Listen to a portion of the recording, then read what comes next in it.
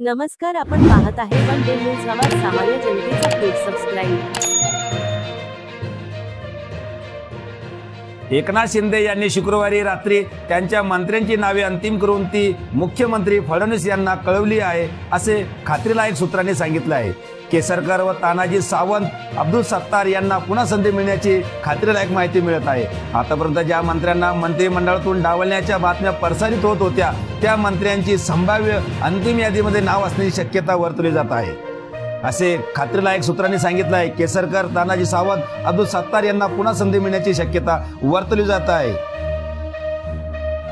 परंतु ज्या मंत्र्यांना मंत्रिमंडळातून डावलण्याच्या बातम्या प्रसारित होत होत्या, त्या मंत्र्यांची संभाव्य अंतिम यादीमध्ये नाव असण्याची शक्यता वर्तवली जात आहे, असे खात्रीलायक सूत्रांनी सांगितले आहे। केसरकर, तानाजी सावंत, अब्दुल सत्तार यांना पुन्हा संधी मिळण्याची शक्यता वर्तवली जात आहे।